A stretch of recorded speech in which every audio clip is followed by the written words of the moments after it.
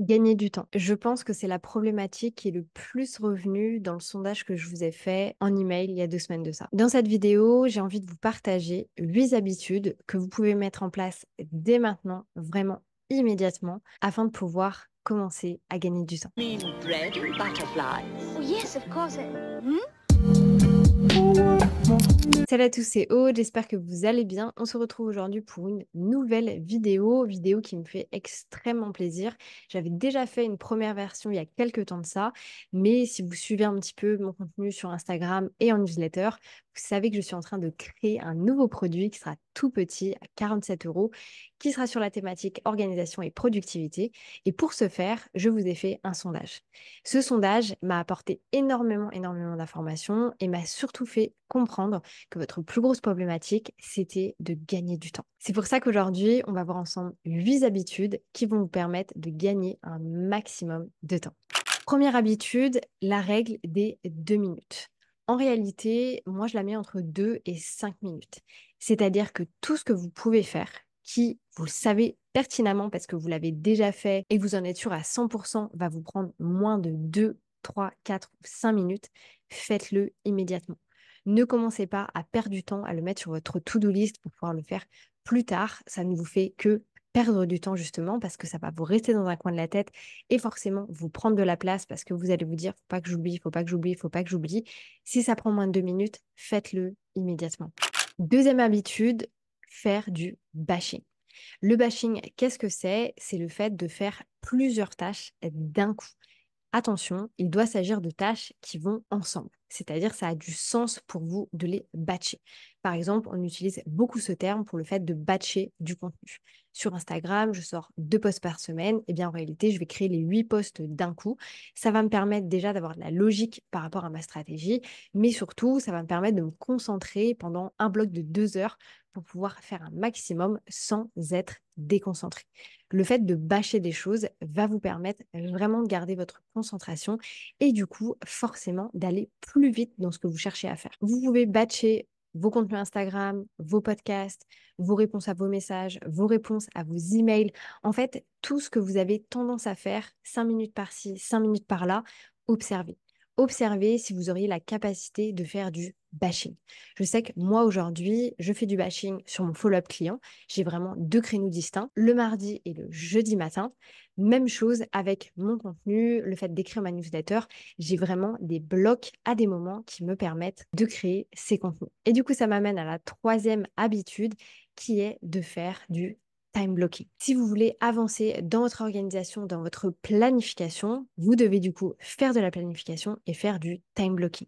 Au début, on a un petit peu cette impression de OK, mais ça va me prendre plus de temps de m'organiser que de vraiment passer à l'action. Oui, néanmoins, sur le long terme, vous allez prendre des habitudes, vous allez avoir cette routine autour du time blocking et forcément, vous irez beaucoup plus vite.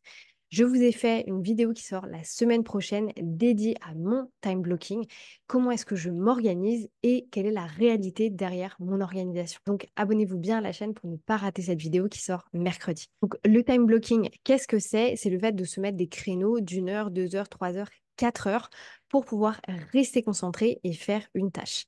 Attention, quand bien même vous allez vous mettre les plus gros time blocking du monde, si vous n'avez pas d'organisation, de planification, d'objectifs, de process derrière, vous n'arriverez pas à vraiment vous concentrer. Donc le fait de faire du time blocking et du bashing va complètement ensemble. Mais pour ce faire, vous avez besoin de process. Habitude numéro 4, vous connaître. Et pour cela, je vous propose de faire l'exercice des 30 minutes. Si vous connaissez la chaîne, vous savez très bien de quel exercice je parle. Il s'agit d'un exercice où vous allez venir noter tout ce que vous faites toutes les 30 minutes sur 5 ou 7 jours. Le but étant de vraiment apprendre à vous comprendre. Ici, il y a plusieurs manières de le faire. Soit vous pouvez utiliser des outils tels que Clockify ou Toggle pour vraiment traquer votre temps, ou alors un bon vieux papier-crayon et venir vraiment écrire tout ce qui se passe dans votre vie. Attention, faites-le en pleine conscience. C'est-à-dire, ne le faites pas en vous disant j'ai envie de montrer une meilleure version de moi-même. Absolument pas. Ici, tout doit être véridique. Vous passez du temps sur Netflix, vous passez du temps sur Instagram, mettez-le. Le but est d'avoir vraiment la vraie image de votre organisation. Et d'ailleurs, cet exercice, au-delà du fait de pouvoir vous rendre compte un petit peu de la situation, il va vous permettre de vous auto-analyser. Et par rapport à ça, vous allez pouvoir analyser deux choses. La première chose, c'est comment est votre productivité sur la journée. Est-ce que vous êtes quelqu'un du matin, du soir, de l'après-midi? Est-ce que vous avez tendance à aimer travailler à certains moments de la journée et à d'autres pas du tout? Ou au contraire, est-ce que vous êtes toujours très imbriqué dans le classique format salariat? Attention, disclaimer, il n'y a absolument aucun souci à travailler comme ça. Moi, je travaille encore aujourd'hui comme ça, de 9h à 18h, et j'ai pas de problème avec ça. La deuxième chose que ça va pouvoir vous permettre de faire, c'est également de pouvoir analyser votre semaine. Est-ce que vous êtes quelqu'un qui est très productif toute la semaine, ou alors vous êtes très productif lundi, mardi, le mercredi vous essoufflez, le jeudi vous n'en pouvez plus, et le vendredi c'est la catastrophe? À ce moment-là, ça vous permet aussi de prendre des décisions. Si déjà le mercredi vous êtes à bout de souffle, prenez une pause. N'essayez pas de tirer sur la corde parce que ça ne va pas vous aider pour le reste de la semaine. Alors que si vous preniez cette vraie pause, ça vous permettrait par la suite sans doute d'avoir un regain d'énergie, de volonté et de motivation. Cinquième habitude à avoir, vous devez avoir un système d'organisation et de planification. Déjà, il faut voir la différence entre les deux. S'organiser et planifier, c'est pas du tout la même chose. Encore une fois, j'en parle beaucoup dans la vidéo qui sort la semaine prochaine, donc abonnez-vous à la chaîne. L'organisation, c'est vos projets. Qu'est-ce que je vais faire cette année qui va me permettre d'atteindre un petit peu plus ma vision? Cette orga, vous la divisez en projets qui elle-même devient une gestion de projet. Là où vous allez tout simplement détailler vos différents projets. Comment est-ce que je vais faire pour, par exemple, mon projet secret, pouvoir développer mon propre planeur? La partie 1, faire de la veille.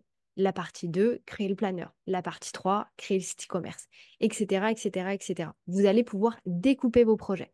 Et ensuite, il s'agit de planifier. Planifier du temps pour passer à l'action. Vous organisez sans planifier, ça n'a aucun intérêt. Ce qui compte vraiment, c'est pas l'organisation, c'est le passage à l'action. Habitude suivante, vous devez absolument faire des bilans du mois. Si vous êtes nouveau sur la chaîne, personnellement, moi je le fais tous les mois en live sur YouTube, donc n'hésitez pas à aller regarder le dernier bilan, je vous le mets dans le petit juste ici. Le but ici, c'est vraiment d'arriver pour vous à faire votre auto-évaluation. Qu'est-ce qui s'est passé? Comment est-ce que je me suis sentie? Est-ce que j'ai kiffé ce qui s'est passé? Et en fonction de ça, de pouvoir vraiment établir les objectifs pour le mois suivant. Comme j'en parle beaucoup, moi personnellement, j'ai pas d'objectif sur 3 mois. J'ai mes projets à l'année, j'ai ma gestion de projet, c'est-à-dire mes projets qui sont découpés en petits objectifs. Et ensuite, j'ai mon focus du mois. Je vais me focuser peut-être sur un, deux, trois ou quatre projets maximum et je vais attaquer ces objectifs avec ma planification. Et comment est-ce que j'arrive à avancer là-dessus? Parce que je fais des bilans, parce que je passe du temps à observer ce que j'ai fait, à analyser ce que j'ai fait pour m'améliorer et tout simplement pour mieux avancer. Faire des bilans, ça prend du temps, mais ça vous fait gagner un temps extraordinaire sur le long terme. Avant-dernière habitude, préparer sa semaine. Vous devez avoir un moment où vous allez vous poser, analyser ce que vous avez fait la semaine dernière, est-ce que vous avez fini tous les objectifs que vous étiez mis en place et surtout prendre du temps pour préparer la semaine suivante. Pour ce faire, je vous invite à regarder cette vidéo où je vous montre comment est-ce que moi je m'organise à la semaine. Ça va vous permettre de voir un autre système peut-être d'organisation et de pouvoir créer le vôtre afin de vraiment passer à l'action. Le fait de préparer sa semaine de la même manière que le bilan, c'est des choses qui prennent du temps. Vous allez faire votre time blocking, vous allez vous mettre des créneaux, vous allez vous mettre des moments de vide et c'est pour ça qu'il est important de le faire. Tout simplement parce que ça va vous permettre d'avoir de la vision, de pouvoir anticiper et de pas tous les jours être dans la sensation de je fais quoi aujourd'hui. Vous devez savoir ce que vous faites la veille pour le lendemain, un peu plan tomorrow, today, afin de pouvoir vraiment passer à l'action. Si vous vous réveillez le matin en vous disant tiens, ce matin, j'aimerais bien travailler sur ça ou sur ça, c'est que vous n'êtes pas totalement aligné avec votre vision. Vous devez avoir votre vision, vos projets, votre gestion de projet et votre planification pour passer à l'action. Et pour terminer, dernière habitude, laissez de la place aux imprévus. Vous aurez toujours des imprévus, ça porte bien son nom. Vous ne pouvez pas faire sans. Vous ne pouvez pas prévoir que vous allez avoir des imprévus. Par contre, ce que vous pouvez faire, c'est de prévoir du temps pour ces imprévus. C'est pour ça que moi, personnellement, j'ai quasiment jamais rien de prévu le vendredi. Parce que je sais que je vais avoir plein d'imprévus tout au long de la semaine. Donc, ça va décaler tous mes objectifs et tout ce que je vais devoir faire. Et du coup, le vendredi, c'est le moment où je peux rattraper tout ce temps-là. Donc, laissez-vous des blocs de temps vide. N'essayez pas de remplir le plus possible votre organisation. Ça ne sert absolument à rien à part à vous stresser. Parce qu'à ce moment-là, dès que vous allez avoir un imprévu, vous allez devoir décaler des choses que vous avez mis en place ou alors vous allez devoir réduire du temps que vous aviez prévu pour une tâche ou une autre. Ce qui va forcément vous créer de la culpabilité parce que vous allez avoir cette sensation de je suis pas assez organisée, j'arrive pas à bien planifier, j'arrive pas à savoir exactement combien de temps je vais passer sur une tâche ou sur une autre. D'ailleurs, petit disclaimer là-dessus, c'est impossible de savoir. À moins que vous fassiez une tâche qui peut être une tâche qu'on fait à la chaîne, où c'est tout le temps la même chose, où c'est tout le temps le même process, où c'est tout le temps la même personne, c'est tout le temps la même chose, vous ne pouvez pas quantifier le temps que vous allez passer sur une tâche. Vous ne pouvez pas savoir, OK, je dois créer 4 contenus, ça va me prendre 2 heures. Peut-être que ça va vous prendre 2 heures comme la fois d'avant et la fois d'avant et la fois d'avant, mais peut-être que cette fois-ci, vous allez faire un contenu qui est plus compliqué. Peut-être que cette fois-ci, votre motivation, elle va pas être là. Peut-être que cette fois-ci, vous n'avez pas les idées de contenu. Donc, ça va peut-être vous prendre 3 heures ou 4 heures. Vous ne pouvez pas réellement quantifier combien de temps va vous prendre une tâche, à moins que ce soit une tâche où vraiment il y a un process spécifique et vous devez toujours faire la même chose. Et comme je vous dis, c'est un peu le travail à la chaîne. Voilà, vous devez tamponner autre chose toutes les heures. Vous savez que ça va vous prendre 1 heure. Par contre, quand vous faites des tâches qui sont beaucoup plus créatives, dans lesquelles il y a beaucoup plus de variables, par exemple avec d'autres personnes et ou des informations externes, vous ne pouvez pas vraiment quantifier le temps que ça vous prend.